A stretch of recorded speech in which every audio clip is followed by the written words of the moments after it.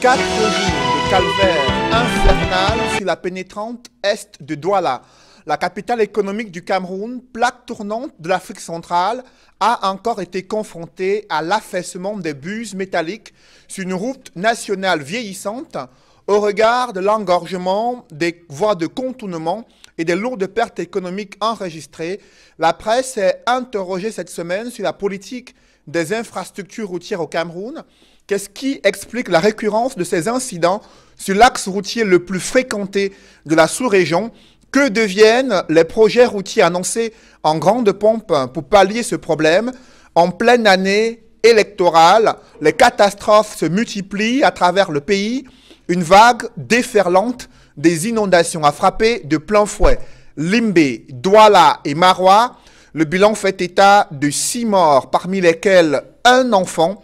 La presse a publié les images des victimes sans abri, des familles qui sont aujourd'hui dans la désolation, des images qui suscitent des interrogations sur la réaction des pouvoirs publics. Est-elle à la hauteur des attentes au regard de cette situation de désastre économique et social dans les principales villes du Cameroun? Une chose est sûre, une lueur d'espoir est apparue cette semaine avec la convocation d'une conférence anglophone prévue à la fin du mois d'août 2018. Ces discussions entre fils et filles des régions anglophones sur initiative du cardinal Christian Toumi suscitent déjà de vives réactions au sein de l'opinion publique. Quels sont les enjeux d'une telle conférence anglophone sur le théâtre d'une crise qui secoue la République du Cameroun? Ces problématiques, ces questions d'actualité constituent le fil conducteur de Droit de réponse. Mesdames, Messieurs, bienvenue dans cette émission où le choc des idées fait jaillir la lumière des analyses menées par des experts de haut vol conviés sur ce plateau. Avant de lever un coin de voile sur l'identité des hommes politiques, journalistes et universitaires conviés ce dimanche, je reçois tout d'abord le chroniqueur du dimanche, Flavien Ndongo. Bonjour. Bonjour Cédric Noufélé, bonjour à tous les téléspectateurs. Quel est le regard de la presse sur ces questions brûlantes d'actualité? La presse a une fois de plus joué son rôle, même si les sujets qui vont être évoqués dans cette édition n'ont pas été traités par tous les tabloïds. On note quand même qu'au sujet de la nationale numéro 3, notamment à savoir la route Douala-Yaoundé, donc le journal L'Essentiel fait savoir que la route a été à nouveau coupée. On l'avait déjà vécu, on a vécu tout cela il y a quelques années avec le cas de Magnaï. Cette fois encore, c'est plutôt l'entrée est de la ville de Douala. Les usagers n'ont pas pu se mouvoir durant des jours. Donc une buse s'est effondrée au lieu dit Yassa, à l'entrée de la ville de Douala. Le rédacteur de l'article, qui rappelle d'ailleurs le cas de Magnaï, précise que c'est à la suite des fortes pluies qui s'abattent sur la ville de Douala que la buse a fini par lâcher. Toute chose qui a paralysé la circulation. Notons que la presse écrite ne s'est fortement pas appréciée là-dessus, donc sur cette question. Cameroun Tribune et quelques-uns sont revenus. Cameroun Tribune a d'ailleurs capté les prescriptions du Premier ministre pour des actions urgentes et concrètes que doit mener le ministre des Travaux publics, Emmanuel Ngannou-Djumessi, afin de rétablir la circulation sur la nationale numéro 3. Sa descente sur le terrain des opérations a certainement boosté les travaux, même si la presse rappelle que la construction des ponts sur la nationale numéro 3, notamment entre Douala et Yaoundé, se déroule donc à pas de tortue. Voilà ce que la presse a réservé comme traitement à ce premier sujet. Voyez-vous, le second sujet de cette autre édition de Droit de réponse concerne notamment des inondations. Vous l'avez évoqué, Cédric Noufélé, la nouvelle expression dans son édition du 25 juillet dernier faisait déjà savoir que des morts et des disparus ont été enregistrés à Limbé, dans la région du sud-ouest. C'est à la suite d'un éboulement de terrain qui a causé donc de fortes inondations. Et à la suite notamment de tout cela, le quotidien du Carrefour Équinoxe à Douala révèle que ce sont des cris de détresse d'un élément du Bir enterré à moitié, qui ont d'ailleurs alerté les voisins qui sont sortis en masse, armés des pelles pour déterrer ce qui était donc déjà englouti sous la terre. Le Messager, pour sa part, a mis un accent sur la ville de Douala qui connaît donc une pluviométrie abondante. Le journal parle alors de mercredi noir au Cameroun pour expliquer ici la gravité même problème des eaux de pluie qui inondent presque tous les quartiers de la capitale économique, tout en rappelant les inondations de l'année 2000, au mois d'août précisément, qui ont fait des morts. Alors, c'est également le second sujet qui a été traité de cette façon par la presse camerounaise cette semaine qui s'achève. Alors, le dernier sujet de ce rendez-vous dominical concerne bien entendu la rencontre des prélats à Douala. Le journal La Nouvelle Expression fait savoir que des responsables des églises presbytériennes de Bamenda, de la mosquée centrale de Buea et d'autres confessions religieuses se sont retrouvés autour du cardinal Christian Toumi. Le journal explique que l'objectif du cardinal est donc de rechercher la solution à la crise qui secoue les régions anglophones. Et parlant notamment de ce plan de sortie de crise du cardinal Christian Toumi, le quotidien Le Jour se demande si Paul Biya va accepter la main tendue du cardinal Christian Toumi. La réponse qui ne figure pas dans le tabloïd est donnée plutôt par le ministre de la Communication qui avait effectué une sortie en fin de semaine pour apporter donc une réponse à l'initiative du cardinal Christian Toumi. Issa Touma Bakari a tout d'abord apprécié l'idée du prélat et par la suite a donc souligné que cette forme était donc sans objet. Pour le dire en d'autres termes, ce qui a été donc donné comme explication par le ministre de la Communication, porte-parole du gouvernement. Merci Flavien pour toutes ces précisions. Je vous souhaite un bon dimanche. Meilleur à vous. Place à présent au panel d'experts conviés sur droit de réponse. J'accueille sur ce plateau Hervé Emmanuel Com. Bonjour. Merci Cédric d'avoir invité.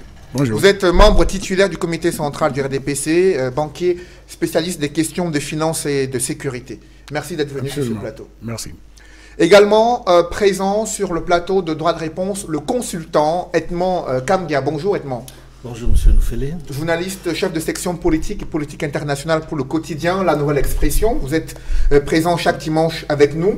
Également, j'annonce le troisième panéliste sur ce plateau, Elie Smith. Bonjour. Bonjour Cédric. Journaliste d'investigation, vous travaillez sur les questions de paix et de sécurité en Afrique centrale. Bienvenue sur ce plateau. Messieurs, nous commençons d'abord avec ce calvaire vécu pendant près de 4 jours dans la capitale économique du Cameroun. Hervé Emmanuel Com, comment vous avez vécu cette situation d'engorgement de la pénétrante est de Douala? Non, mais c'est une situation de paralysie de toute la sortie de Yaoundé, sortie est de Douala pour Yaoundé. Et puis, comme vous l'avez indiqué, c'est la plus grande infrastructure de transport pour toute l'Afrique centrale. Et tout cela est le fait simplement parce que la route qui est sollicitée est dépassée par la charge qu'elle doit prendre maintenant. Elle n'a pas été prévue pour, et donc les bus cèdent. Il va falloir qu'on trouve des solutions. Alors, ce qui m'a un peu rendu plus curieux encore, c'est qu'il n'avait pas été prévu de routes de contournement de cette situation, à savoir, par exemple, la preuve est administrée maintenant que si on entretenait l'ancienne route de Yaoundé, qui passe par Kopongo, dans la route qui va du côté de Nkam, on aurait certainement atténué la pénibilité de cet événement. Donc ça a été un peu chaotique et pour l'instant, seuls les téméraires nous disent combien de points de croissance on a perdu, mais ça a un coût économique, social. Et justement, nous en parlerons au cours de cette émission. Edmond Kamgia, la presse a souligné avec insistance ce calvaire des usagers pendant près de 3 jours à la suite de l'effondrement de ces bus métalliques au lieu dit Kogefar sur la pénétrante est de Douala. Oui, Monsieur Noufélé, la presse a abordé cette question, une question qui a beaucoup préoccupé les passagers, les commerçants, toutes les populations riveraines. Et il faut le dire, vous savez que la pénétrante est, c'est une route qui est très fréquentée par ceux qui veulent se rendre non seulement au niveau de Yaoundé, la capitale politique, mais aussi ceux qui veulent aller dans le sud du pays en passant par Idéa pour atteindre Kribi. Et ça a causé un gros préjudice, il faut le dire, on le disait, on en parlait tantôt, un préjudice financier aux agences de voyage, il faut le dire. Certains ont eu, n'est-ce pas, cette idée de se rapprocher du lieu du drame, j'allais dire, là où il y a eu affaissement de la bus, pour pouvoir rattraper rapidement les passagers et pouvoir leur permettre de rejoindre la capitale politique avec moins de difficultés parce que c'était pénible. Il faut le dire également que la presse a fait des reportages sur la question, a montré comment les populations ont dû faire pratiquement 1 kilomètre en marche à pied, les populations riveraines, mais également les populations, les élèves qui font les cours de vacances, les commerçants, les benskinners. Donc, tout ce panel de personnalités, de personnes, d'habitants ont dû vraiment plier les chines face à cette situation. Justement, Elie Smith, sur cette question de la route nationale numéro 3, une fois de plus encore, coupée en deux, impraticable sur l'axe le plus important de la sous-région Afrique centrale. Lorsque vous avez parcouru les différentes éditions de journaux qui ont traité de cette actualité-là, est-ce que le traitement de l'information a cerné toutes les problématiques concernant les conséquences de cette route impraticable durant près de 4 jours? Ben oui, ils ont fait, ils le font régulièrement. Mais moi, ce que je n'ai pas constaté, ou peut-être je n'ai pas lu tous les journaux, est qu'il faudra qu'il y a 2 choses que moi je crois. Il faut privatiser cette route, donner ça à une société qui peut bien l'entretenir. Parce que l'un des problèmes que nous avions, c'est le problème d'entretien. Et puis aussi encourager ce qu'on appelle multimodal, donc les rails et les routes. Parce que, quoi, Hervé l'a dit, si vous avez un axe que la circulation est plus que ce qui était prévu, c'est normal que ça se dégrade graduellement. Mais si on avait ce système multimodal, donc par exemple encourager d'autres moyens de transport par la voie ferrée, ça devait peut-être résoudre ce problème. Et moi je crois toujours qu'il faut privatiser les autoroutes du Cameroun. Donner ça aux entités privées, de bien la gérer, parce qu'actuellement, c'est pas si mal Avant qu'on arrive aux solutions, je crois qu'il est important de poser d'abord le diagnostic sur les causes de ces incidents qui se multiplient. Hervé Emmanuel Com, il y a à peine 1 an, des bus devaient être remplacés sur le même site où il y a eu cet effondrement des batteries de bus en milieu de semaine. Et comment vous analysez cette multiplication des incidents sur la route nationale numéro 3? On dit franchement, là, il n'y a pas un débat idéologique. Il faut regretter la disparition des travaux publics au Cameroun. Moi, je suis d'une génération où je vivais dans les subdivisions de travaux publics. Et donc, l'État avait un instrument de gestion, d'entretien des voies et des routes qui était permanent.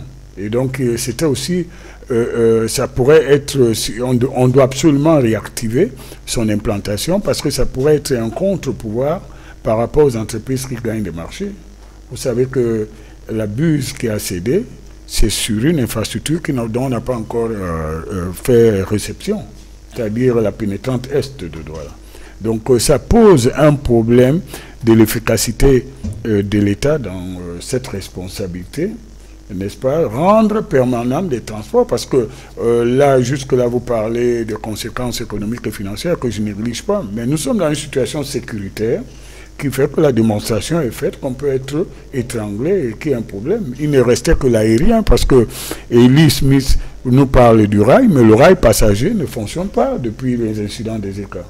Il ne fonctionne pas, c'est le rail marchandise, parce qu'on n'a pas encore donné des réponses adéquates, et c'était à l'origine la même question. Donc, personnellement, par exemple, je devais me rendre à Yaoundé pour une cérémonie dédicace. Je n'ai pas pu me déplacer parce que j'ai craint que l'avion ne soit aussi sollicité comme le rail l'avait été, vu la météo qu'il y avait. Donc, je pense que... Encore, vous avez redouté le scénario catastrophe ouais, absolument, 2016. Absolument pas. Est-ce que vous avez le sentiment que le gouvernement, les pouvoirs publics ont su gérer cette situation de façon optimale? Je ne sais pas. Je suis dans une école, à mon âge, j'ai vu mon passé professionnel. Je ne suis pas très favorable à ce qu'on appelle la médecine des urgences. Parce que je pense que l'urgence, ça veut dire qu'on court après un événement. Et nous sommes devant une situation où il faut maintenant mettre la prévision, la prospective au service de l'administration. Écoutez, vous ne pouvez pas construire un stade et venir avec tous les éléments préfabriqués qui ont un tonnage qui n'a rien à voir avec le quotidien de cette infrastructure et vous surprendre qu'il y ait un tel événement. En plus, vous savez que le fer a un vieillissement beaucoup plus court que le béton. On découvre qu'il y a encore sur cet axe qui est utilisé toutes les nuits pour amener les matériaux de construction du stade des éléments qui ne peuvent pas résister à la charge qui est sollicitée. Donc aujourd'hui, il y a un problème de cohésion. Et puis, ouais, c'est un militant.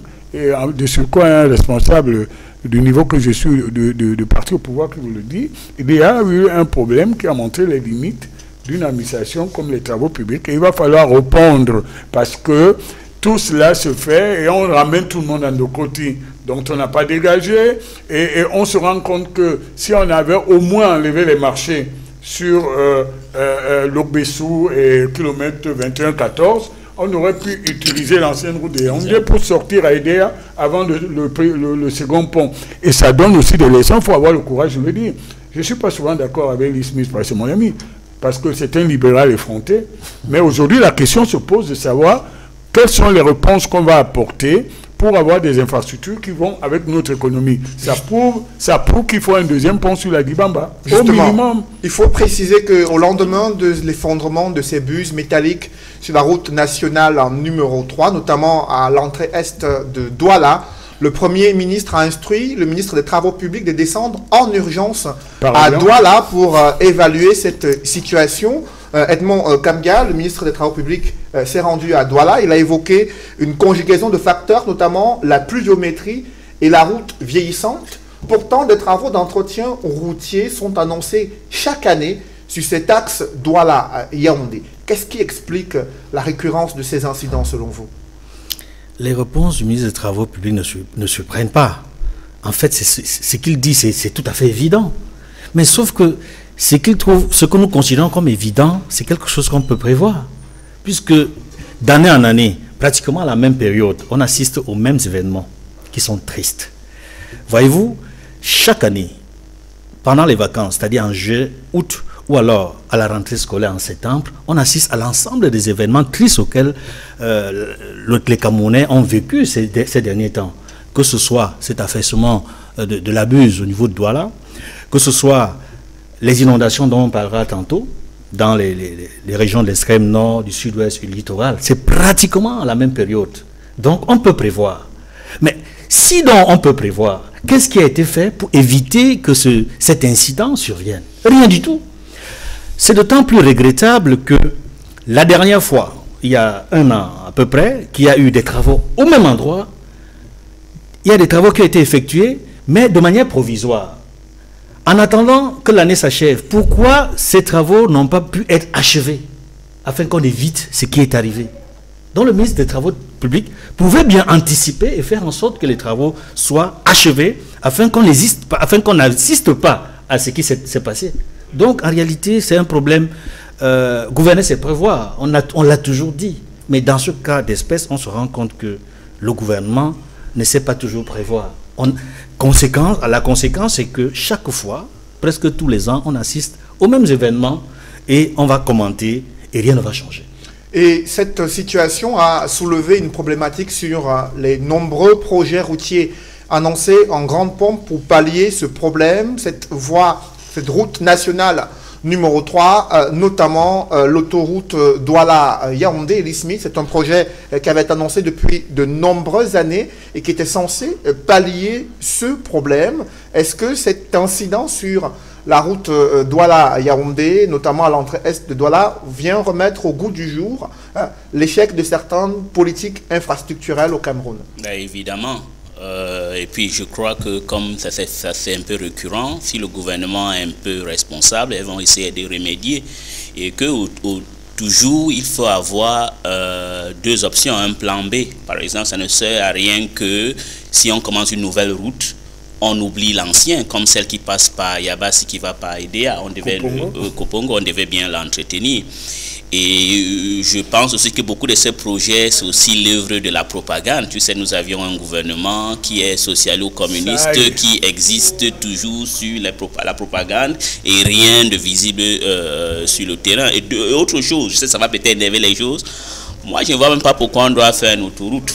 Parce que j'ai aussi un problème qu'on détruit les forêts régulièrement. On ne peut pas faire les mêmes erreurs que les autres. Tu vois, le système de développement doit être différencié. Le problème est que entretenons l'ancien pour que le jour où il y a un problème, on puisse favoriser. Je crois, monsieur, comme a dit que je parle de problème des rails.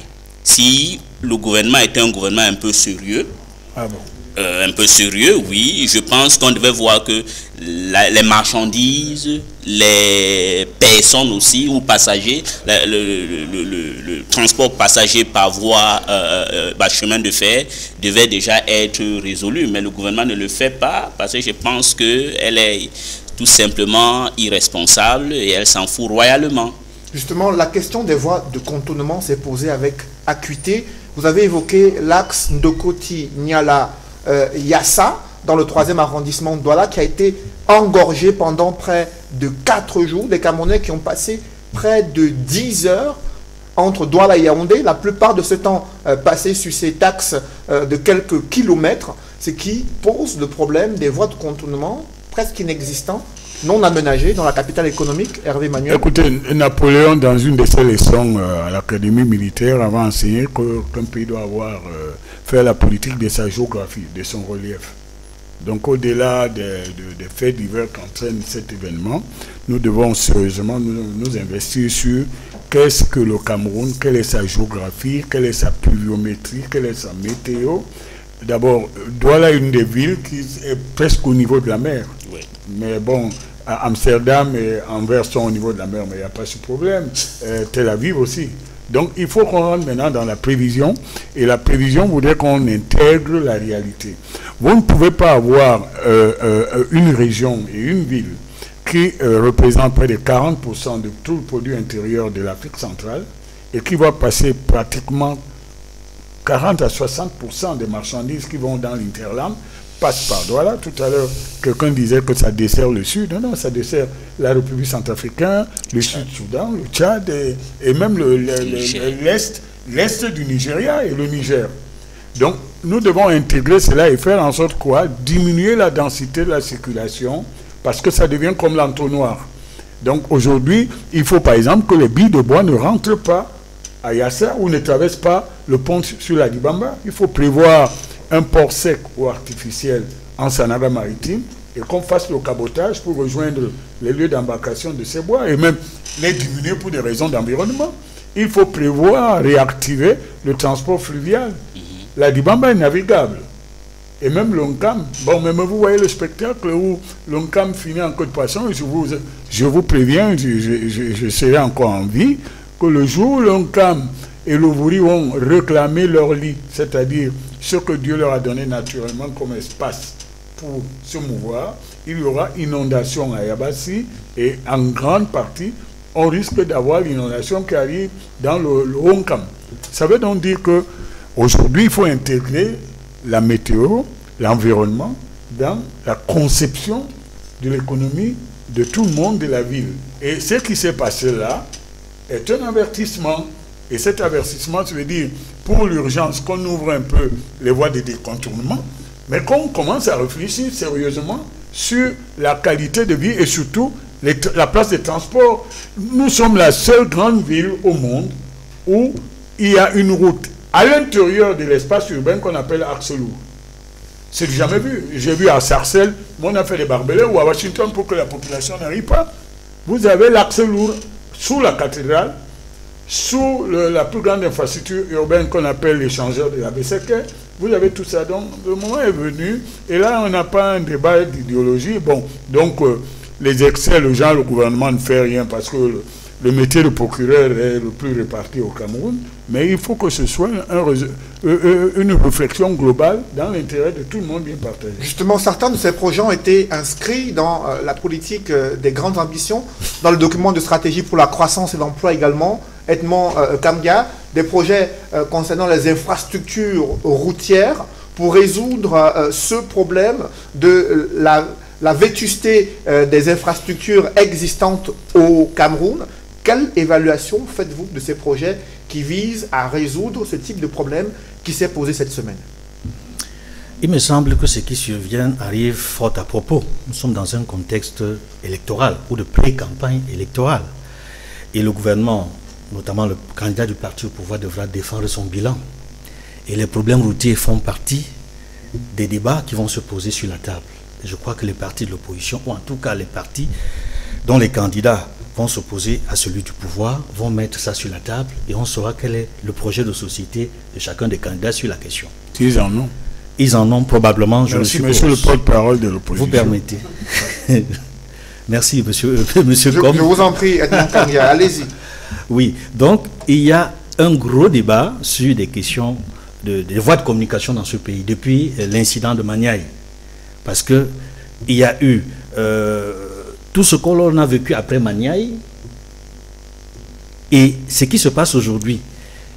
Je parlais tantôt du contexte électoral qui s'annonce et qui va donner lieu à des débats sérieux. Mais aussi, on est à quelques jours d'une mission importante, n'est-ce pas, de la mission de la CAF, qui viendra s'assurer de l'évolution des chantiers et de toutes les autres infrastructures liées, n'est-ce pas, à l'organisation de la Coupe d'Afrique des Nations 2019. Il faudra faire très attention. Le Cameroun est dans une situation très difficile en ce moment. Il faut apprécier le fait qu'en 72 heures, on ait pu, en tout cas, les travaux provisoires qui ont été effectués sur cet endroit où la bus s'est affaissée aient pu être réalisés. Mais il faut dire que d'ici l'arrivée de la mission de la CAF, il faudrait que quelque chose soit fait pour trouver des solutions durables, pas des solutions cosmétiques, comme c'est le cas en ce moment.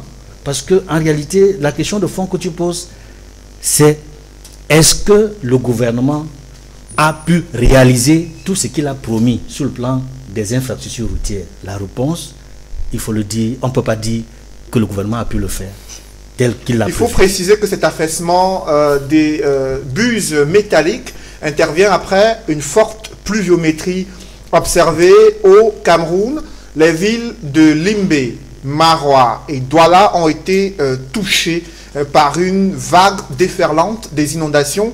Un bilan lourd selon la presse, près de 6 morts, parmi lesquels un enfant, Eli Smith. Limbe n'avait plus jamais vécu autant d'inondations. C'est la ville qui a enregistré le bilan humain le plus lourd concernant cette vague d'inondations cette semaine.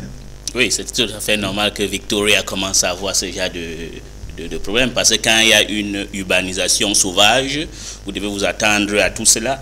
Je sais qu'on peut accuser le gouvernement, mais on doit aussi voir que les gouvernements locaux doivent aussi être un peu responsables, parce que quand vous arrivez à Victoria, ça c'est même l'inondation, bientôt il y aura les éboulements de terrain, parce que les gens construisent sur les pans de montagne. Il y en a eu justement durant cette semaine des éboulements de terrain, voilà. Et là où il y a eu des morts et des disparus. Voilà, donc ça veut dire que nous devions, c'est pourquoi je dis que notre système de développement doit s'adapter selon notre réalité, ou la topographie que nous sommes, et puis deuxièmement, nous ne devons pas aussi copier mot en mot ce que les autres ont fait. Donc moi, je ne voudrais pas aller accuser des gens, je sais que ça serait comme peut-être une musique. Non, ben pour une fois, vous savez, monsieur, ça devient comme une musique, vous avez dit la même chose, mais je crois que nous, en tant qu'individus, collectifs, la presse, on doit éduquer des gens qu'il y a des endroits qu'on ne doit pas construire. C'est comme ici à Douala, à côté là où on appelle Saint-Tropez, il y a des zones marécageuses. Il faut préciser que vous parlez de Makepe, Saint-Tropez dans le 5e arrondissement. Exactement. Il y a des zones marécageuses que je vois où on construit des maisons, où on délivre des permis de construire. Donc c'est là la responsabilité des administrateurs locaux. Donc pour moi, c'est aussi un constat d'échec d'un système. Mais je crois que nous, en tant qu'au plan individuel, nous devions aussi apprendre à être responsables. Hervé Emmanuel, comme sur le lien entre ces incidents sur la route Douala-Yaoundé, ces inondations qui se multiplient dans les principales villes du Cameroun, sans qu'il y ait une gestion préventive de ces différentes catastrophes. Quelle est l'analyse que vous faites? Ben, écoutez, d'abord, un principe, une des grandes sagesses de la vie, c'est que pour vivre heureux sur cette terre, l'homme, qui est l'occupant principal, doit vivre en harmonie avec l'environnement. Donc il faut que l'écologie, l'environnement soient au cœur de toute politique. Vous ne pouvez pas construire le bien-être social, le bien-vivre dans un espace sans respecter l'environnement et, comme disait Eli Smith, la nature de cet environnement. Quand je l'ai dit, je voulais aussi, s'il vous plaît, parce que Equinox et Droit à Réponse sont très écoutés, il faut dire des choses qui soient quand même pertinentes. Aucune administration ne peut donner un permis de construire sur une zone inconstructible. C'est impossible. Mais là où Eli a raison, c'est la complaisance de laisser faire, ou par exemple, les mêmes que vont défendre certaines personnes ici en disant « Oh, c'est de la violence » lorsqu'on va demander de libérer tous les abords des aéroports qui sont inconstructibles, ce sont les marécages. Au centre de Douala, vous prenez derrière Ngonsoa, tout le camp Yabassi, la moitié inconstructible. Quand on arrive alors à Mikepe, Misoke et tout ça, à mon enfant, j'allais pêcher les poissons jusqu'à ces endroits où je vois aujourd'hui des immeubles dans le marécage.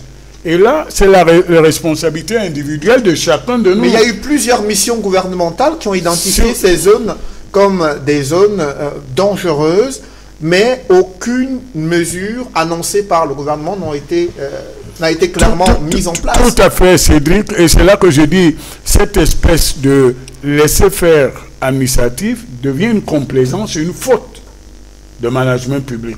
Parce que quand on a la conséquence, on ne voit plus les gens. Regardez là où se trouve le bus qui a cédé. Plusieurs ne se souviennent pas, mais une autre bus avait cédé il y a quelques années, à 2 pas de là. Ce sont les rivières de contournement, de dégagement, parce que je le dis encore, Limbe par exemple est presque au niveau de la mer. Limbe est presque au niveau de la mer. Et les gens qui s'amusent à aller sous couvert en croyant que même une roche ne peut pas se dégrader, regardez ce qui se passe sur la falaise de Sanchou. Ce sont les morceaux de granit et tout qui se détache tous les jours. Il faut respecter la nature. Et moi, j'ai vécu dans une ville européenne que vous connaissez, Paris. Il y a des inondations à Paris, tu le sais. Il y a encore eu, là.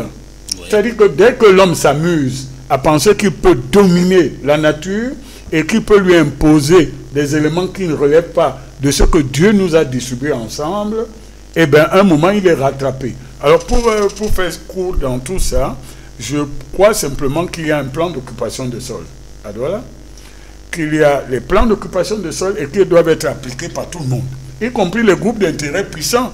La plupart des inondations que nous avons dans cette ville, ce sont des gens connus qui ont construit sur les grains. La plupart, et moi je peux donner le nom puisqu'ils ne me font pas peur, je vous en prie. Bon, alors vous avez des hôpitaux sur les drains, des résidences qui perçoivent des loyers sur les drains, vous avez tout et tout sur les drains, et lorsque ça bloque, on ne va pas avoir qu'en amont, il y a même des footballeurs, les dieux du football qui ont construit sur les drains, et qui se vantent en public. Alors ça c'est criminel. Il faut le dire, et ce n'est pas une question idéologique. Sur cette question, on n'a pas besoin de bataille idéologique.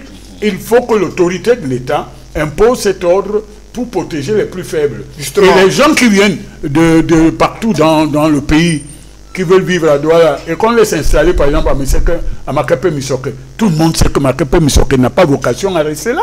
Vous comprenez?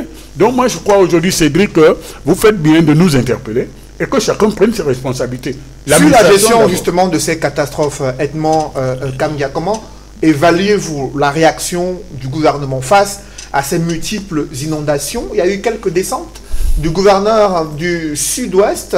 Douala a été complètement inondé. Des images de désolation publiées dans la presse. Comment appréciez-vous la réaction du gouvernement face à cette nouvelle vague d'inondations? Elle a d'abord été timide, mais par la suite, après la sortie, n'est-ce pas, du Premier ministre qui interpellait les différentes autorités sur la question, je pense que très vite, on a vu sur le terrain des autorités administratives locales bouger, aller vers les lieux, approcher les populations, présenter leurs sympathies, leurs condoléances, et ça, c'est appréciable.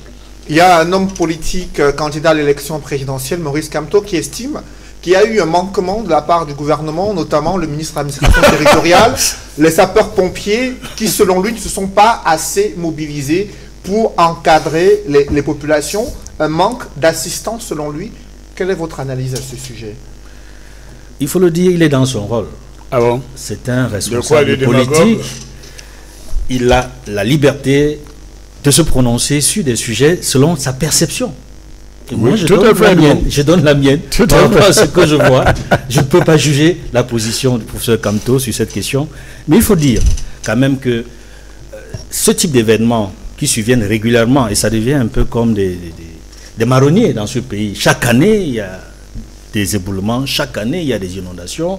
Je le disais tantôt, par rapport à surtout pendant la même période pratiquement. Et je m'inquiétais de ce que ce sujet qui peut donner lieu à prévision ne l'est pas. Je dois dire que l'intervention, ces dernières années quand même, il faut le dire, des autorités, il y a comme une amélioration. Il faut le dire, il y a une certaine amélioration. Il y a une certaine prise de conscience. C'est vrai que la vitesse n'est pas celle qu'on aurait souhaité, la vitesse d'intervention. Mais on sent une véritable préoccupation des autorités administratives, même également des autorités locales, qui malheureusement n'ont pas toujours les moyens pour apporter des réponses efficaces au drame. Justement, Élise Mexieux, la question, le protocole de gestion des catastrophes au Cameroun, avec cette vague d'inondations que vous avez vue et ces images des familles dont les domiciles ont été complètement inondés, de nombreux dégâts matériels, des morts. Comment est-ce que vous appréciez cette gestion de ces catastrophes durant cette semaine? Aussi bien dans les différentes villes du Cameroun, Douala, Maroua et Limbé. Premièrement, vous savez, est-ce qu'on a un système d'aide ou un système de catastrophe? Vous avez les pompiers, que ça ne marche pas. Moi, il y a un problème. Est-ce que c'est normal que chaque année, les mêmes choses se font et puis ça ne s'améliore pas? Vous êtes peut-être content qu'aujourd'hui, le Premier ministre... Est-ce que le Premier ministre doit d'abord parler pour que le gouverneur sorte pour aller voir? Je crois qu'on doit être sérieux. Si par exemple il y a les gens qui consultent sur les drains, ce n'est pas parce que tu es membre du RDPC ou d'un autre parti ou du SDF.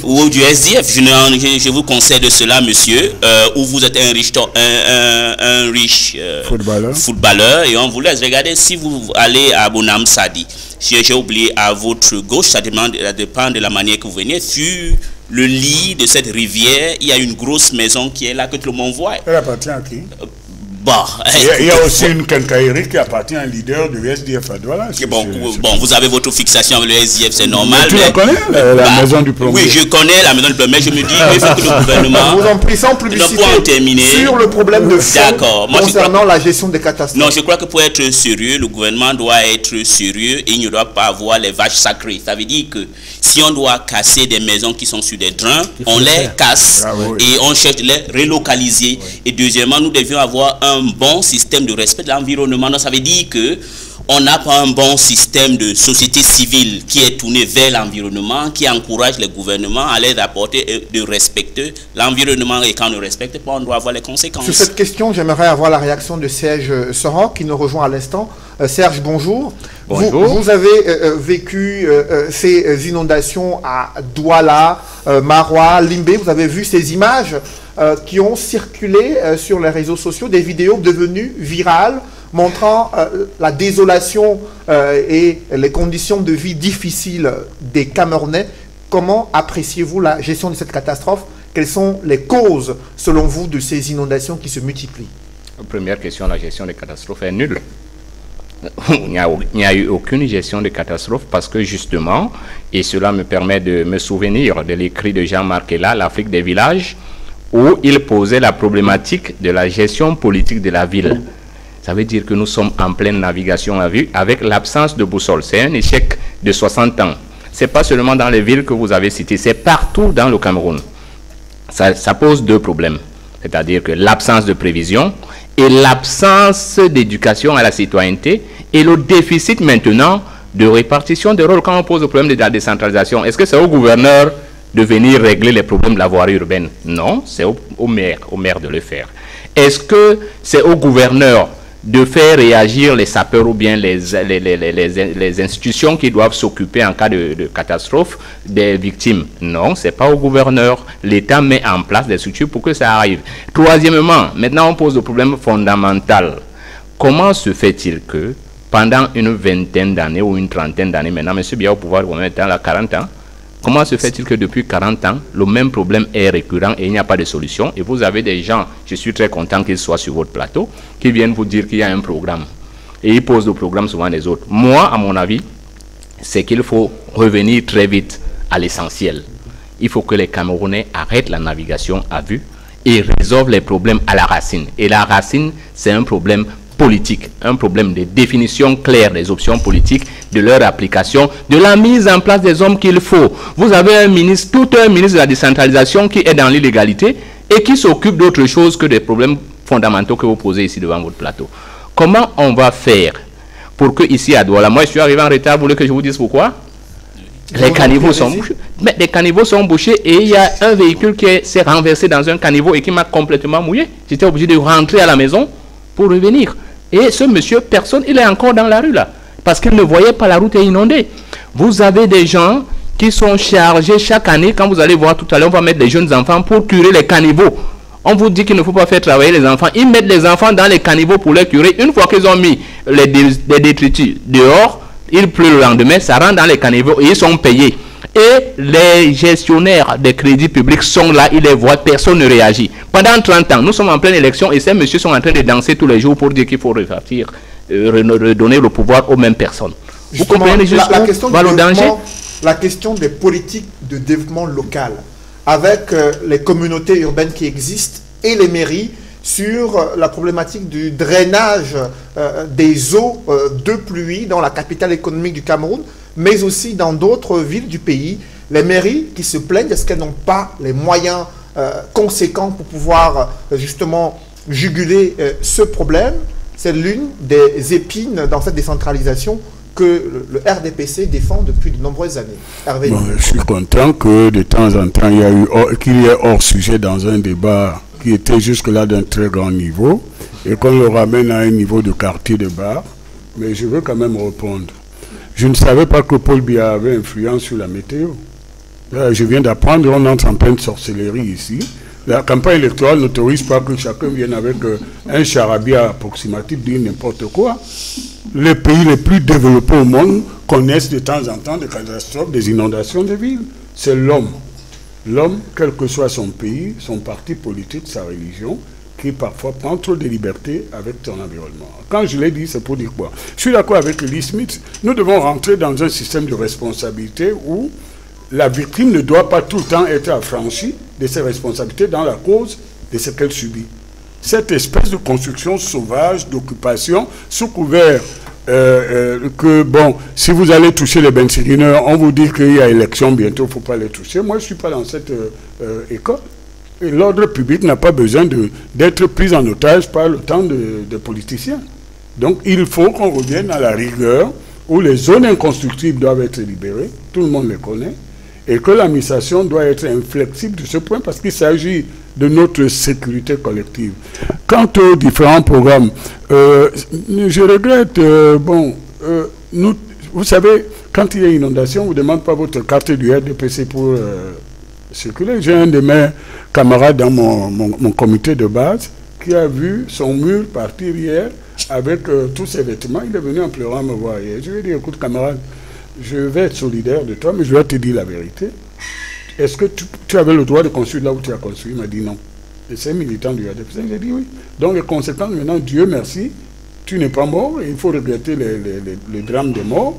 Mais il faut que dans notre société de responsabilité, que les démagogues et les populistes cessent de caresser l'opinion. Alors quand on a dit cela, ça veut dire, je suis d'accord, même avec les procureurs comme Edmond Camilla, qui ne trouvent jamais quelque chose de bien dans le gouvernement pour dire qu'il faut qu'on fasse des choses parce que ça devient un problème. Mais je vous ai dit, j'ai vécu 35 ans à Paris. Il y a des inondations à Paris. Le pont Alexandre III est souvent noyé dans les eaux. Pourtant, ils ont les meilleurs météos. France est connue pour être un des meilleurs centres d'analyse de la météorologie dans le monde. Justement, donc, la nature est commandée par Dieu. Mais l'homme doit... Ces questions concernant les inondations qui touchent presque tous les pays du monde, mais on observe qu'en Afrique subsaharienne, c'est un problème qui se pose avec acuité. Non, partout c'est pareil. Non, c'est pas pareil partout. Également, vous n'avez pas voyagé je vous en prie, Hervé Emmanuel. Le Bangladesh, permettez à Edmond de s'exprimer sur la question. Les politiques d'urbanisme dans les villes africaines, notamment au Cameroun, que faut-il faire pour pouvoir éviter que ces inondations ne causent encore de nouveaux drames alors qu'on est en pleine saison des pluies? Edmond Kamdia. Il me semble que le gouvernement devrait, pour une fois, je ne sais pas, on parle souvent des états généraux. Peut-être qu'il faudrait organiser des états généraux sur cette question, puisque c'est devenu un phénomène de mode au Cameroun. Mais pour être plus sérieux, disons que le gouvernement doit véritablement en faire un sujet de préoccupation. Pour que chaque année, on ne se retrouve pas devant les mêmes situations. Parce que j'ai dit, c'est chaque année, à la même période, c'est les mêmes problèmes. Ce n'est pas normal, les causes produisant les mêmes effets. Ce n'est pas normal. Il faudrait bien qu'on en sorte, que chaque année, il y ait moins de victimes. C'est vrai qu'on ne peut pas, l'homme, par rapport à ses actions sur la nature, subit les conséquences de ses actions. Le disait tantôt Hervé Com. Et je suis d'accord avec lui sur ce point-là. Mais il faudrait qu'au-delà de ça, que les politiques publiques, lorsqu'elles sont adoptées et mises en œuvre, tiennent compte des conséquences sur l'environnement. Par exemple, la protection civile. Effectivement. On n'entend pas parler, les pompiers, vous avez... Je suis d'accord avec moi, je suis d'accord. Au ministère. Et ça ne dépend pas de celui qui gouverne. Il faudrait donner les moyens à cette direction-là. Parce que je n'ai pas beaucoup senti la direction de protection civile ces dernières années, notamment dans les inondations à l'extrême nord. On en parle, mais on ne les sent pas sur le terrain, parce qu'ils doivent travailler en étroite collaboration avec les collectivités territoriales décentralisées. Et ces structures, malheureusement, n'ont encore pas de moyens. Et s'il faut rentrer en profondeur, vous vous rendrez compte que c'est parce que la décentralisation n'a pas été effective. Si elle avait été effective, tous ces drames, on ne les rencontrerait pas, en tout cas pas dans les mêmes proportions actuelles. Cette question de la décentralisation pourrait être abordée lors de la conférence anglophone générale prévue à la fin du mois d'août 2018. L'initiative a été lancée par son éminence Christian Cardinal Toumi et d'autres leaders religieux. Objectif, faire une rencontre entre les fils et les fils et filles des régions du nord-ouest et du sud-ouest. Eli Smith, une initiative qui a suscité de vives réactions cette semaine. De quoi il s'agit concrètement? Quels sont les objectifs de cette conférence anglophone prévue à la fin du mois d'août 2018? Et les objectifs, premièrement, je pense que ça devait être bien que vous, avec l'âge, l'éminence cardinal Toumi a fait cette initiative pour que les anglophones puissent se réunir pour avoir un front commun. Parce que quand vous parlez de la décentralisation, moi, ça me fait un peu rire parce que le même gouvernement a dit que ce pays doit être un pays décentralisé depuis 1996, ça n'a jamais été appliqué. Donc maintenant, dans la communauté anglophone, il n'y a pas un seul point de vue. Il y a d'autres qui sont pour la sécession, il y a d'autres qui sont pour le retour à 2 États fédérés comme en 1961, qui est possible. Il y a aussi d'autres, quel qu'en soit le cas, qui auraient souhaité que la décentralisation puisse être appliquée, mais le gouvernement ne l'a pas fait. Donc l'esprit fait qu'il faudra que les gens s'asseyent, des anglophones, aient un avis commun, qu'on va éventuellement soumettre au chef de l'État le jour qui décidera qu'il ne veut pas laisser le Cameroun comme Mobutu ou Siad Barré. Donc voilà, ça, c'est quelque chose bien qui doit être encouragé parce que le monsieur Toumi, l'éminence cardinal Toumi n'a pas d'objectif politique. Le problème... Tu parles à sa place?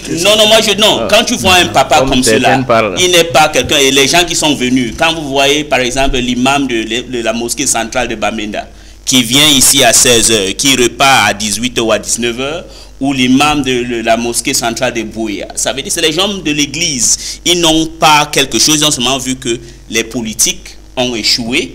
Les élites, soi-disant anglophones, fabriquées par M. Paul Biya, ont échoué lamentablement. Donc maintenant, il faudra qu'on s'asseye, les vrais représentatifs décident de l'avenir qu'ils ont dans le Cameroun. Même si vous voulez vous séparer, vous devez quand même discuter. Même si vous voulez regarder la forme de l'État, et j'insiste, on monte, on descend, la forme de l'État camerounais doit être touchée profondément parce qu'il y a eu jurisprudence déjà. Quand vous avez touché 172 ou retouché en 84, ça veut dire que vous avez mis une certaine jurisprudence qui donne lieu ou qui donne voix qu'on doit rester, on s'assoit et on discute pour l'avenir de ce pays. Avant d'évoquer le contenu de cette conférence, Serge Soros, sur l'initiative qui a été mise en place par son éminence Christian Cardinal Toumi, archevêque émérite de Douala, la conférence anglophone prévue à la fin du mois d'août, à quelques semaines d'une élection présidentielle, au moment où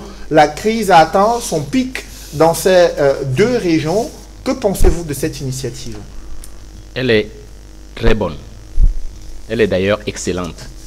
Mais avant que je n'aborde cette question, permettez-moi de lever un pan de voile sur des propos qui étaient avancés tout à l'heure et qui semblent, si vous savez, cette stratégie de la diversion, quand on veut parler des questions fondamentales, les gens s'arrêtent à l'écume des vagues. Le problème qui était les problèmes sont liés dans un pays qu'on gouverne comme le Cameroun. Nos inondations ne dépendent pas simplement de simples phénomènes météorologiques. Il s'agit d'une ineptie dans la gestion de la gouvernance urbaine dans ce pays. Et le premier responsable est connu parce qu'au Cameroun, on est dans un système présidentialiste. Il y a un gouvernement bis à la présidence. Tout le monde vous dit que personne ne fait rien ici si la présidence n'a pas décidé. Alors, il faut que certaines personnes qui prétendent être du RDPC, qui tantôt vous disent que leurs camarades, tantôt on ne sait même pas ce qu'ils leur disent réellement, s'ils valent quelque chose, ne viennent pas sur des plateaux de télévision faire les shows et laisser les Camerounais sans solution. La première solution, c'est que si on a avancé, Monsieur Hervé, permettez-moi de... Vous allez réagir tout à l'heure. Je vous en prie, restons courtois sur les questions de fond. Je le suis. Je dis donc ceci. Pour résoudre le problème que vous avez posé en début de ce débat, il faut qu'on aille donner les questions de la responsabilité de la voirie urbaine aux citoyens. C'est parce que les citoyens sont dépossédés de leurs droits qu'ils font du n'importe quoi et qu'on est dans l'Afrique des villages. Et quand quelqu'un n'est pas conscient de la propriété citoyenne de ce qu'il veut poser comme acte, c'est là qu'il pose des actes que lui-même, M. Nkoum, décriait. Ce n'est pas parce qu'il ne sait pas ce qu'il veut faire, mais c'est que nous sommes dans une sorte de laisser-aller où chacun se croit permis de tout et commencer par leurs propres camarades. Il les a cités. Je ne vois pas pourquoi il veut divertir les Camerounais. C'est la cause fondamentale. Donc c'est la gouvernance politique qui est fondamentalement incriminée ici. Maintenant, sur le débat de fond de la World Anglophone Conference, c'est une très belle initiative. Pourquoi? Parce qu'il s'agit de reposer le problème national camerounais tel que l'UPC l'avait posé dès le départ. Il s'agit de résoudre la question de la réunification des deux Cameroun. Parce que les gens ici font de l'histoire quand ils naissent. Il est de quel UPC? Quand ils sont nommés. Je vous en prie, permettez-moi d'élaborer. Qu'est-ce qui se passe? Lorsque l'UPC pose le problème du Cameroun, il pose la réunification comme préalable pour que les Camerounais avancent entre le Cameroun occidental et le Cameroun oriental. Et c'est à l'ONU. Et comme M. Nkoum n'a pas une culture historique avancée, il oublie que l'article 4 qu'on avait demandé de réviser demandait qu'on laisse les Camerounais décider de leur avenir. C'est-à-dire le Cameroun occidental, le Cameroun oriental s'assoient et disent comment ils vont s'auto-gouverner. La France est opposée à ça. Elle a fait comme Atangandi est en train de faire, en nommant des gens qui vont être, entre guillemets, des interlocuteurs valables. C'est écrit et consigné dans les documents, pour ceux qui ne le savent pas. Je donne les dates. C'était en 52. Ceux qui devaient représenter comme interlocuteur valable au Cameroun, c'était Okala, Betote Akwa et le sultan Seydou et le sultan Amanou. Je donne les noms, allez vérifier. Le sultan Seydou et le sultan Al-Khali ont refusé. Betote Akwa a refusé. Okala Charles est allé seul. Il s'est retrouvé là-bas avec Paul Sopo-Prizo. Paul Sopo-Prizo a refusé de se prendre la parole. C'est pour ça que Oumniobe avait demandé qu'on le soutienne ici aux élections. Ils arrivent là-bas, la France décide qu'elle va donner d'abord l'indépendance au Cameroun francophone, Cameroun oriental, et qu'après elle va annexer, c'est écrit, noir sur blanc, qu'elle va annexer le Cameroun occidental. Et au moment où cela arrive en 59, l'UPC repose le problème de la table ronde. Et aujourd'hui, l'initiative, cette conférence est convoquée pour qu'on s'asseye. Parce qu'il faut qu'on soit d'accord. Monsieur Antagandi a dit qu'il n'y a pas un problème anglophone. Je suis désolé pour lui. Quand on parle de problème anglophone, on parle du problème du Cameroun occidental. Et il y a ce problème. Il faut que les Camerounais s'asseyent. Parce qu'on est au moins d'accord qu'il y a des accords. Quand on est d'accord qu'il y a des accords, ça veut dire qu'on peut discuter. On ne sait pas ce qui va en sortir, mais qu'on doit s'asseoir. Maintenant, il faut qu'il n'y ait aucun sujet tabou. Même la question du fédéralisme doit être posée. Seulement, il ne faut pas qu'on oublie. Ce n'est pas parce qu'on a dit que c'est une conférence pour les anglophones que ça veut dire que les francophones ne peuvent pas y participer. Au contraire, nous avons demandé à l'UPC d'y être parce que nous avons été à l'initiative avec le One Cameroun, avec K. Nous allons y participer parce que nous n'avons pas peur du débat. La question qui veut se poser là, on veut ramener les Camerounais comme c'était en 52. Ils ont déjà désigné des gens dans les partis.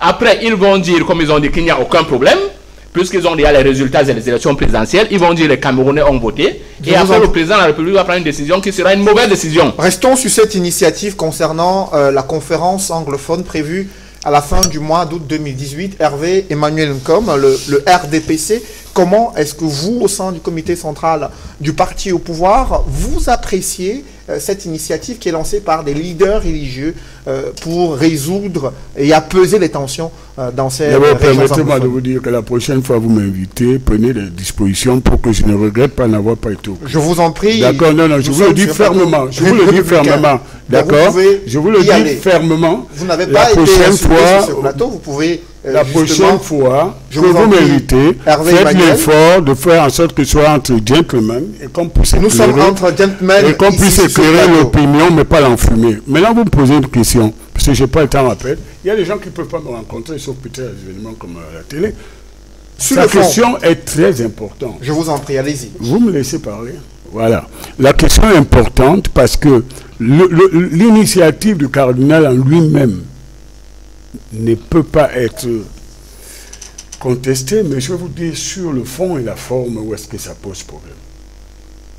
D'abord, son éminence Christian Cardinal Toumi, pour qui j'ai beaucoup de respect, que je connais personnellement, n'est peut-être pas au courant du calendrier politique de ce pays. Il ne peut pas apporter une initiative en pleine campagne électorale qui commence le 24 août. Le 24 septembre. Laissez-moi aller jusqu'au bout. Laissez-moi aller jusqu'au bout. Et je sais pourquoi j'ai parlé d'août. D'accord? Vous pouvez me laisser aller jusqu'au bout. Voilà que je n'ai pas une culture, mais je crois que j'ai plus de diplôme que celui qui l'a dit. Donc, l'initiative arrive à un moment où nous sommes en campagne électorale. Et le 8, nous allons avoir la liste officielle de candidats. Edmond, je crois que c'est ça. Donc, nous sommes dans une situation de campagne électorale. Et tout sujet ne peut pas être débattu sereinement dans un tel environnement, dans la mesure où les partis ou les candidats en compétition sont déjà dans la surenchère politique. Il faut laisser le peuple libre, souverain, décider de son avenir. Ça, c'est la première chose sur le plan du calendrier. Sur le plan de la forme est contestable. Et pour quelle raison? J'ai entendu quelqu'un dire tout à l'heure que ce n'est pas parce qu'on dit all anglophone que les francophones ne seront pas là. Donc, cette réserve est pertinente. Ça veut dire qu'on ne peut pas institutionnaliser dans un pays un et indivisible des zones d'apartheid où on va créer des catégories. Si vous m'invitez à une conférence des francophones du Cameroun, je ne viendrai pas. Je ne viendrai pas parce que ce sont déjà, vous allez planter les germes d'une division, d'une ségrégation de notre unité. Et la question qui se passe dans les zones nord-ouest, sud-ouest, est une question qui nous concerne tous. Moi, j'ai l'avantage d'avoir de la famille là-bas. Ma famille, au sens de la fratrie du sang. Ce n'est pas parce qu'ils parlent une langue qui nous a été imposée par la colonisation que ce qui les touche ne me toucherait pas. Donc déjà, sur le plan de la nature, de la forme, il y a problème. Et sur le fond maintenant, sur le fond, je suis désolé de le dire au cardinal, à l'éminence cardinal, il est contre-emploi dans cette affaire parce que s'il y avait le niveau de sérénité pour le débat dans cette affaire, on aurait posé cette question il y a 6 mois, 1 an. Ce serait un débat naturel. D'ailleurs, même la dite commission sur le bilinguisme devait récupérer une telle initiative si c'était... Mais nous rentrons dans une période où, en réalité, ça sera une compétition de programme contre programme. Ceux qui sont pour le fédéralisme, qui l'écrivent en noir sur blanc sur leur programme, le peuple souverain décidera. Nous avons un candidat, puisque vous m'imposez de commencer. J'avais demandé aux uns aux autres de garder leur souffle pour la campagne, mais si vous voulez qu'on la commence, nous sommes prêts. Le candidat du RDPC, sur le plan des institutions, a un programme. Le Cameroun est un et indivisible. Vous comprenez, Cédric? Donc, le peuple souverain, le 7 octobre, va trancher certaines questions. Ça ne sert à rien de venir embouteiller l'agenda politique national avec des conférences qui ne sont en réalité que des stratégies cachées pour venir au secours des gens qui ne sont plus audibles. Justement, et nous allons les combattre, qu'ils se cachent même derrière les soutanes. Vous venez de suivre les exceptions Edmond Kambia que soulève Hervé Emmanuel Nkom concernant cette conférence anglophone, à la fois sur le fond et la forme, une initiative qui intervient en période électorale, au moment où les candidats vont commencer à se déployer sur le terrain. Que pensez-vous de ces exceptions qu'il soulève concernant cette initiative du cardinal Christian Toumi? Je ne partage pas le point de vue. Naturellement, je le savais. Sur la forme comme sur le fond. Sous d'autant que sa position est contradictoire. Elle s'oppose même à la position du gouvernement. Ah bon? Parce que, oui, ça il faut le dire. Le porte-parole du gouvernement a non seulement apprécié l'initiative, mais n'y a vu aucun problème de calendrier. Ah oui, il faut le dire. À moins que vous n'ayez pas suivi la sortie du ministre de la Communication. J'ai une proximité avec le ministre de la Communication plus serrée que vous. Je vous en prie, Hervé Manuel. Dans sa sortie, il y a quelques heures seulement, hier, il a approuvé. Il est d'accord pour l'initiative. Ah bon, pour une fois, il n'y a a aucune contradiction pour le calendrier. Je suis libre de ne pas être d'accord. Il y a des réserves qui ne sont pas Je suis libre de ne pas être d'accord, monsieur Kemga. Je vous en prie, je suis libre de ne pas être d'accord. Hervé Manuel, permettez... Je ne suis pas ici comme porte-parole du gouvernement. Hervé Manuel, permettez à Edmond Kamga de donner son point de vue sur le sujet mon intervention en question. Je vous en prie, Edmond, allez-y. Vous avez la parole. Effectivement. Je dois dire que l'initiative est bonne. Elle est même géniale. Elle est excellente, comme l'a dit quelqu'un sur ce plateau. Parce que l'une des finalités, c'est de promouvoir la paix et l'harmonie, la cohésion sociale dans ce pays. Et c'est même inscrit dans la déclaration, l'expression promouvoir la paix, l'harmonie et la cohésion dans la société. Et il faut dire qu'ici, son éminence cardinal Christian Toumi s'est entouré d'autres dignitaires religieux, notamment l'imam central de la mosquée de Bamenda, l'imam central de la mosquée centrale de Boya, et il y a eu un presbytérien. Et je dois rappeler que le pasteur presbytérien appartient à l'église de M. Nkom. Oui, vous devriez apprécier cette initiative. Monsieur, vous n'avez pas l'âge pour me dire ce que je le dis en passant. Je suis petit-fils de pasteur et resté dans votre religion. Chez les presbytériens, vous permettez? Oui, vous avez invoqué mon presbytérien. Oui, c'est pour dire que votre église est impliquée dans cette bonne initiative. Non. Restons sur le fond. Restons sur le fond. Maintenant, sur le fond, la General All Anglophone Conference, annoncée pour les 29 et 30 août à Boya, nous rappelle, il y a 25 ans, une initiative. En 93. En 93 à Boya. Il y en a eu une autre, un an plus tard, en 94 à Bamenda. Il faut dire ici que l'initiative suivait un moment capital. Il n'y a pas incompatibilité entre l'organisation de l'élection présidentielle et l'organisation et la préparation du débat national.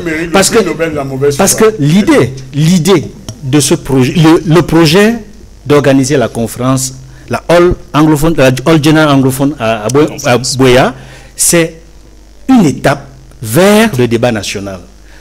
Sur les différents plateaux, il y a plusieurs mois dans ce pays de télé, on a tendance à dire, ils vont débattre avec qui? Le gouvernement va débattre avec qui?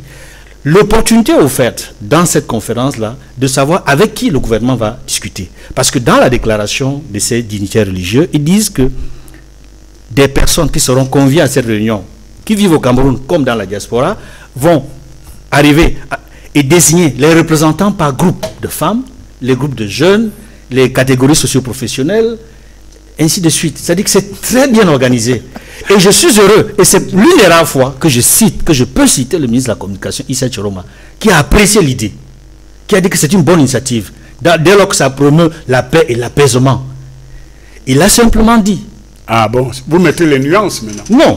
Il a apporté ses propres réserves, qui ne sont pas les vôtres. Vous êtes téméraire parce que vous êtes loin de savoir. Non, je suis honnête et je suis exact. C'est un ami, vous êtes loin de savoir. Je retranscris les propos du ministre de la Communication. Il a simplement dit qu'on ne pouvait pas mettre au même niveau d'égalité une armée nationale, et les groupes armés et les bandes armées.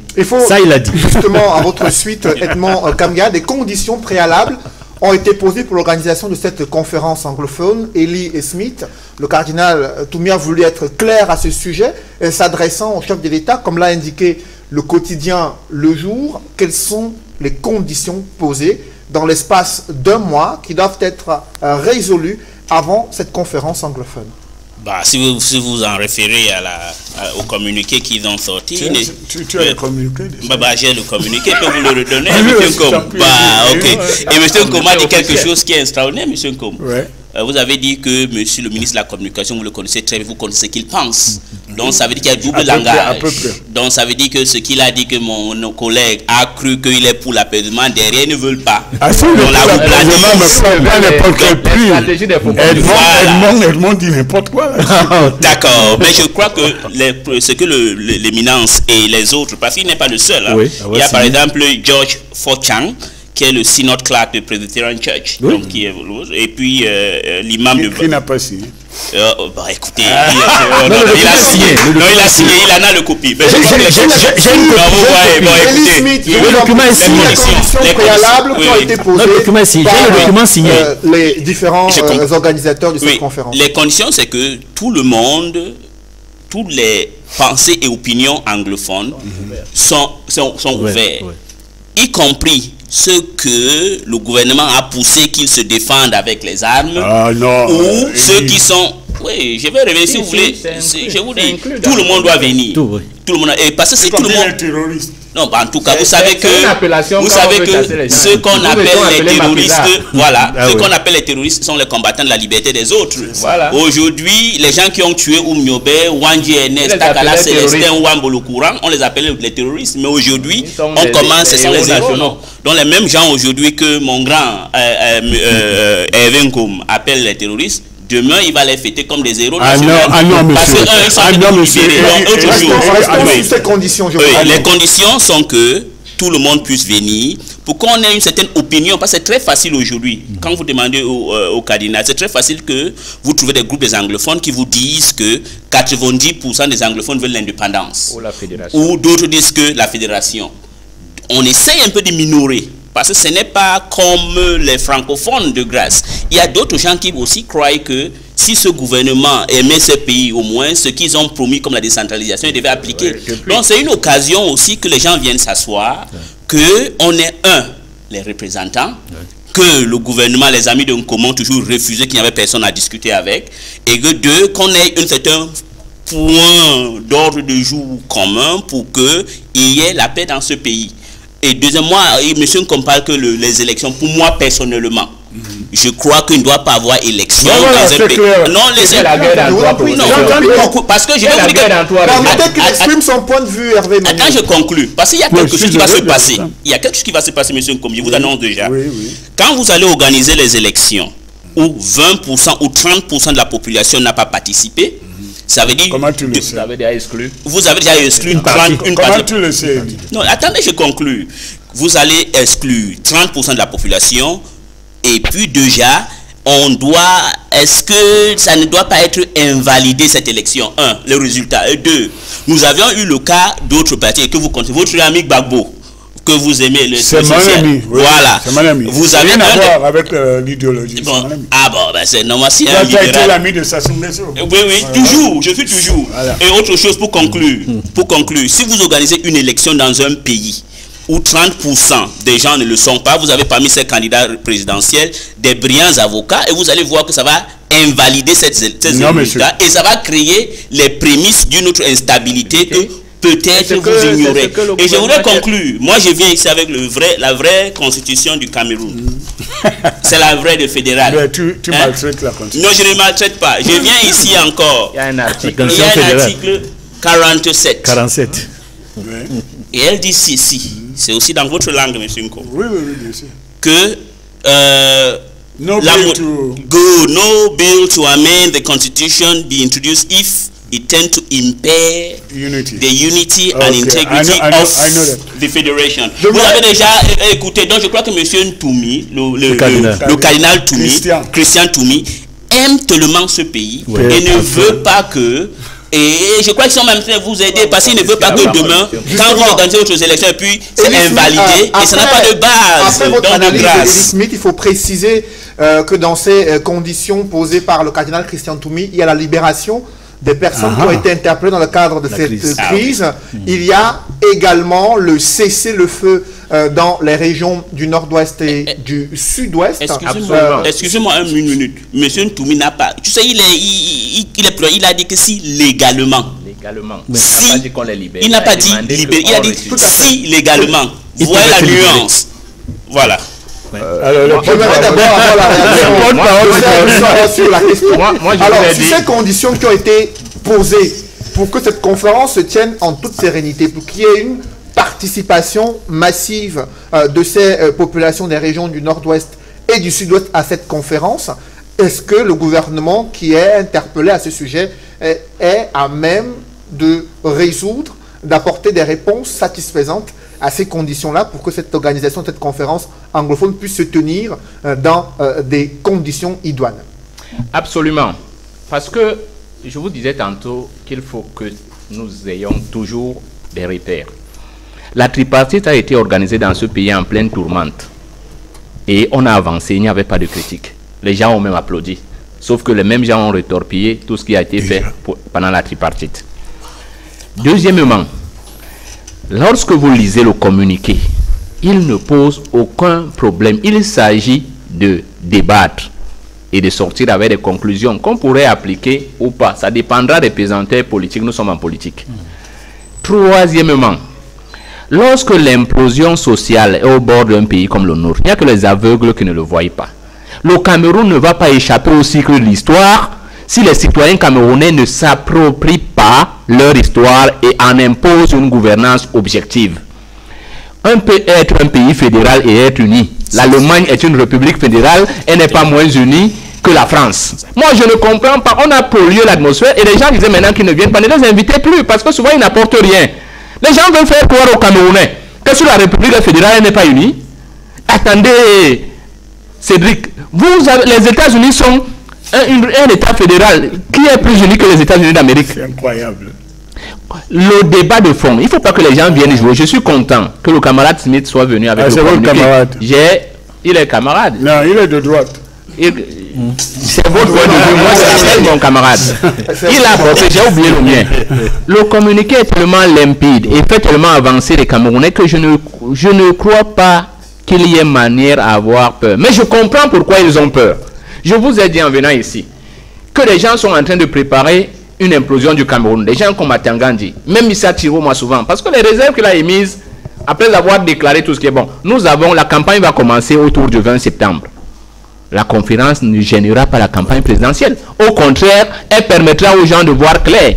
Deuxièmement, cette élection est déjà décidée d'avance, parce qu'elle ne devait même pas avoir lieu, le pays est en guerre. On a suspendu les autres motifs qu'il y a plusieurs élections, on pouvait les organiser tous au même moment. Mais tout le monde sait ce qui se prépare. Il se prépare une confiscation du pouvoir pour le céder à qui on voudra choisir. Il faut que les Camerounais arrêtent ça. Je vous ai dit, cette conférence est bienvenue parce qu'elle permet aux Camerounais de résoudre le problème qu'on a refusé de résoudre en 48, qu'on a refusé de résoudre en 59, qu'on a refusé de résoudre en 92. Le principal contentieux historique. Il n'est pas dit que quand on va s'asseoir, ceux qui disent que le Cameroun sera fédéral vont gagner. Il y a des gens qui sont ouverts. Le vrai problème, c'est que notre pays est malade de sa gouvernance et de ses infiltrations flibustieuses politiques. Il faut qu'on arrête cela. Et que les vrais Camerounais qui veulent travailler en citoyen, je le rappelle en citoyen, parce qu'il y a des gens qui travaillent en mercenaires, même dans ce parti qui est au gouvernement. Voilà pourquoi ils ont nommé des gens dans les partis politiques et tout le monde veut aller aux élections. Justement, normalement, on devait suspendre l'élection. Justement, sur cette question, Serge Soran, permettez à Hervé Manuel-Com également de pouvoir évoquer son analyse.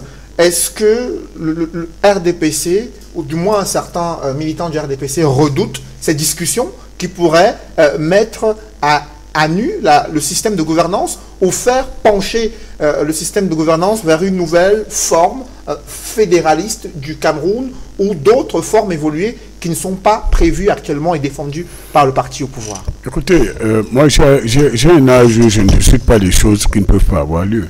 C'est-à-dire que je crois qu'il faudrait qu'on parte quand même avec le même niveau de compréhension de ce que c'est que la République.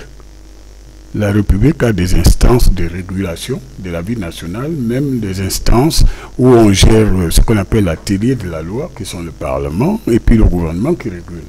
Aucune organisation privée ne peut prendre en otage la République ou faire le chantage à la République. Nous sommes simplement au Cameroun où, bon, tout le monde, vous savez, on a rompu la digue sous couvert de la liberté d'expression et tout le monde dit tout et n'importe quoi sans maîtriser les fondamentaux d'une République. Sur le fond, que les Camerounais puissent se rencontrer et discuter, quelle que soit la forme, sous réserve qu'elle respecte l'ordre public, il n'y a pas de problème. Mais je vous ai dit, quand bien même le gouvernement déciderait que c'est une bonne chose, que moi, citoyen camerounais, on ne peut pas m'enlever ces droits, homme libre, je dis que même aujourd'hui, introduire une telle initiative pollue la campagne électorale. Et je suis heureux parce que mon ami... Est-ce que vous pensez qu'un dialogue national peut se tenir avant cette élection? Monsieur Nifé Cédric, quand vous posez une question, donnez-moi le temps d'être clair. Vous me mettez en face de 3 personnes qui ont le même point de vue. Je peux avoir moins de 2 secondes pour expliquer le mien. Je vous dis donc que monsieur Eli Smith, mon ami, a dit quelque chose d'extraordinairement pertinent. Il révèle les agendas cachés derrière cette initiative. Ceux qui redoutent les élections, ce n'est pas nous. Ce n'est pas le RDPC. Ce sont ceux qui ne souhaitent pas qu'elle ait lieu parce que pour eux, et ce sont des drôles de républicains et de démocrates, ils ont déjà les résultats d'une élection qui n'a pas eu lieu. Si ce n'est pas la sorcellerie, dites-moi. Donc, je reviens pour vous dire que, quand bien même, s'il vous plaît, monsieur, je ne voulais pas interrompre, d'accord?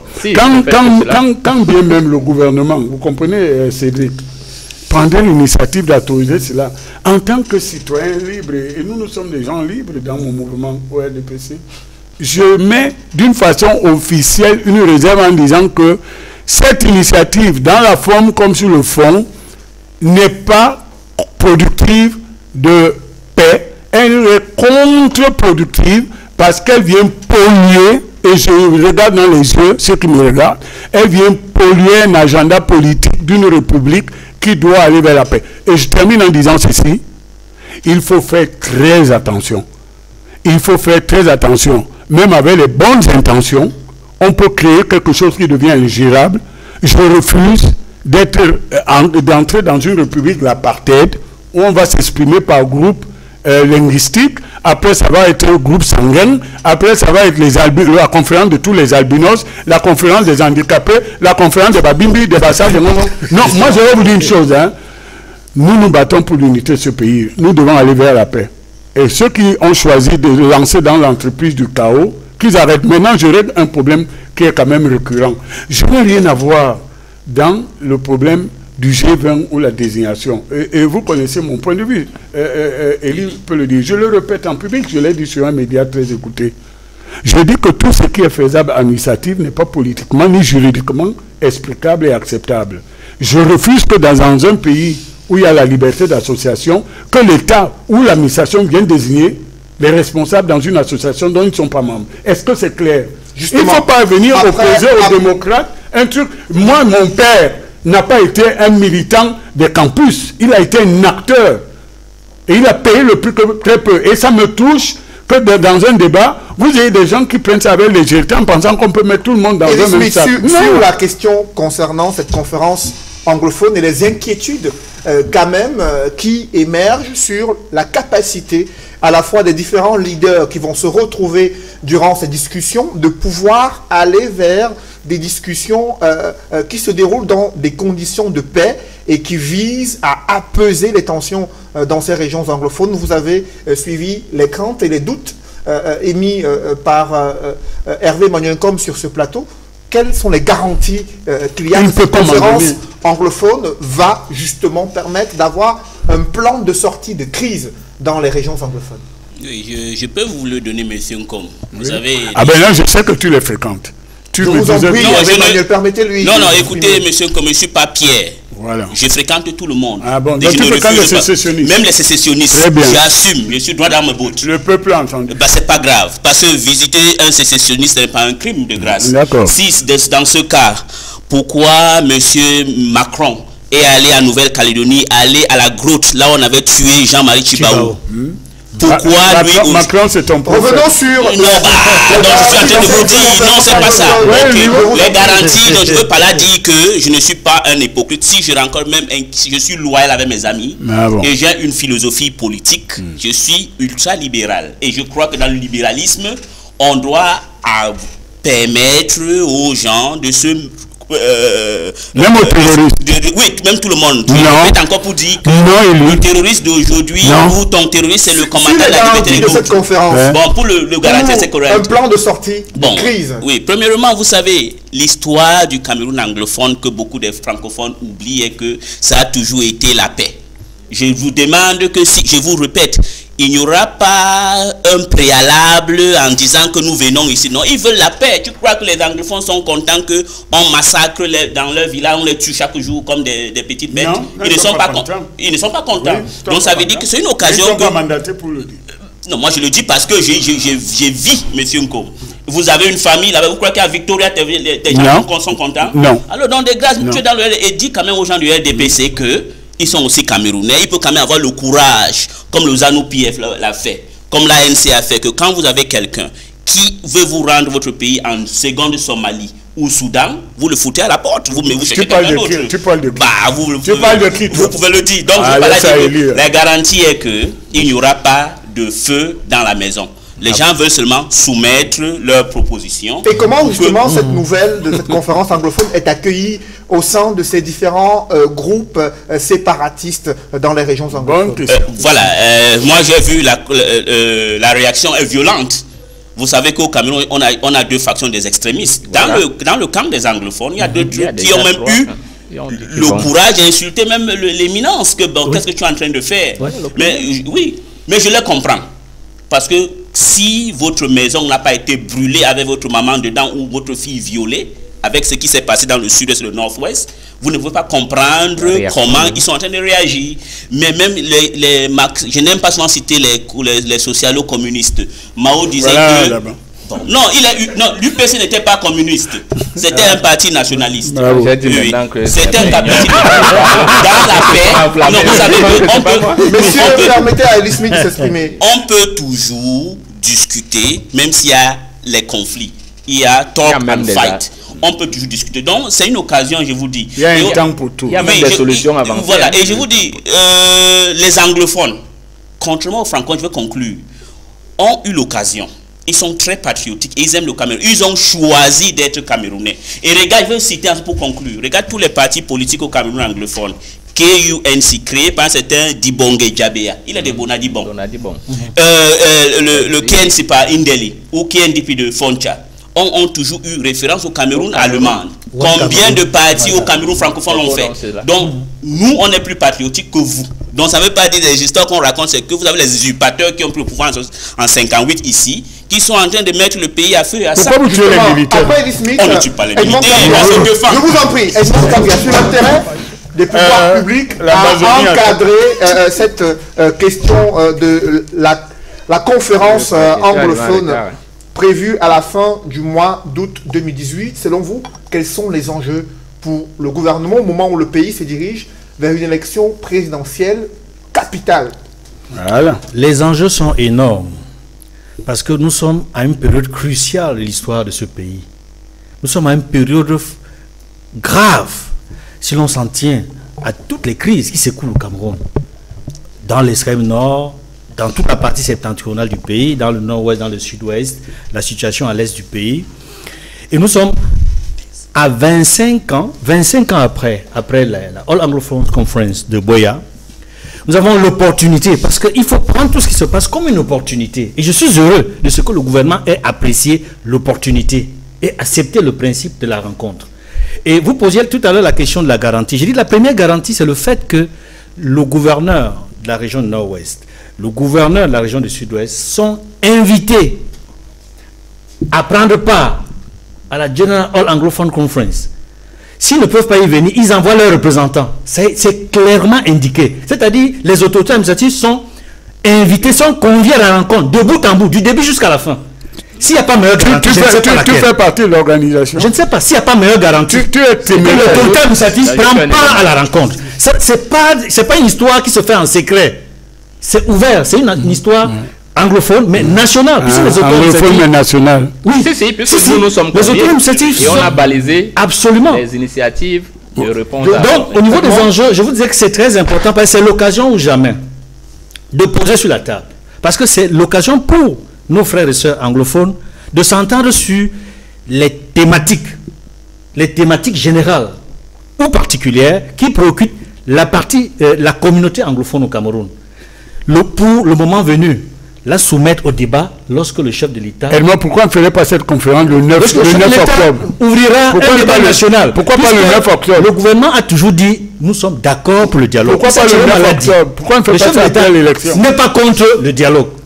C'est une opportunité. Merci que tu sois porte-parole. C'est une opportunité. Serge, les attentes que vous avez concernant cette conférence anglophone prévue à la fin du mois d'août 2018, vous avez suivi sur ce plateau des appréhensions des doutes et des inquiétudes quant au risque d'instabilité lié à une telle rencontre. En quelques minutes, quelles sont vos attentes particulières à ce sujet? Disons qu'elles sont celles que nous avons formulées déjà à la rencontre de ceux qui ont initié et qui ont bien voulu nous faire le plaisir, même si ce n'est pas encore confirmé, de nous inviter. Nous serons partie prenante parce que nous apporterons au moins 2 solutions. La première, c'est qu'il y aura une convergence de vues sur une question. Vous savez qu'actuellement, il y a plusieurs questions. Il y a les sécessionnistes, il y a les fédéralistes, il y a les souverainistes, régionalistes ou décentralisalistes, comme on dit. On aura quelque chose. La deuxième, c'est qu'on aura un nouveau leadership lisible, légitime et légal. Parce que celui qu'on dit souvent, Edith, là, c'est pas, il ne représente plus personne. Ce sont des familles qui avaient mercantilisé la négociation à Fumban et qu'on a mise en place depuis 72. Je le dis, je peux les citer. Donc, pour nous, avec tous les patriotes, comme l'UPC l'a toujours dit, quel UPC? Elle est une leader choisie par votre camarade, c'est votre interlocuteur valable. Vous avez dit que vous étiez contre. Vous savez qu'à l'UPC, on ne désigne pas les gens. Donc, votre parti est en train de vouloir que le Cameroun implose. Et vous en riez. Le Cameroun ne fera pas l'économie de la violence si on ne saisit pas cette opportunité.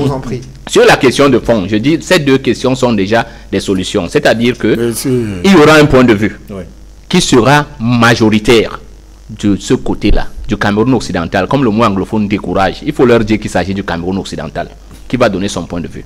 Il y aura la représentativité, parce que nous sommes comme en 92, on avait dit la conférence nationale est sans objet, et elle n'a pas de leader. Maintenant, sur ce côté-là, il y aura l'objet et le leadership. Ça, c'est au moins déjà une porte de sortie. Un mot, Hervé Emmanuel.